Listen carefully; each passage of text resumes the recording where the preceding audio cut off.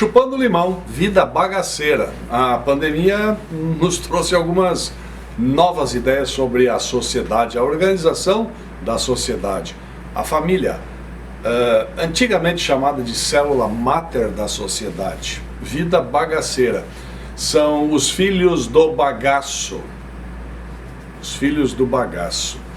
E que geram filhos desestruturados. E que têm relações desestruturadas. Aliás, estou impressionado com o número de famílias com vida bagaceira.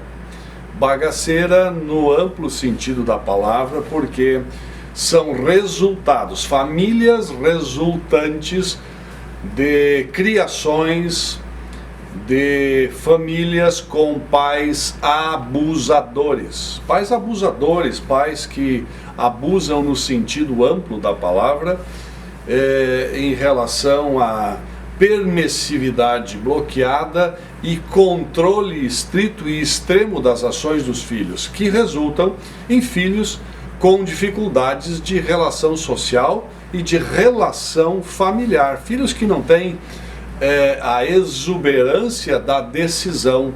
São aqueles filhos que ligam para os pais perguntando sobre coisas do dia a dia. Pai, tenho que trocar de carro, mesmo que more a 600 quilômetros de distância, para saber do pai, mesmo que este filho já seja casado, que já tenha os seus filhos, continua se reportando ao pai que em um determinado momento teve uma relação abusadora. Filhos do bagaço. Filhos que não têm a estrutura, não têm a grandeza de um caráter que possa definir a sua vida. São tênues relações sociais e familiares, muito tênues, de dificuldade muito grande, de aproximação muito de leve com os seus companheiros e que fazem com que nós tenhamos, na verdade, famílias desestruturadas, sem aquela formação adequada de filhos, porque eles não têm o apelo de um pulso firme, forte e orientativo. Filhos do bagaço. Filhos de pais abusadores que têm os seus próprios filhos e que vivem em relações funestas, sendo que estes pais bagaços são fugazes do ponto de vista da união e da reunião familiar. Que coisa é essa toda que eu estou falando aqui, mas que apareceu muito na pandemia, durante o período em que as famílias estiveram mais próximas nas suas casas.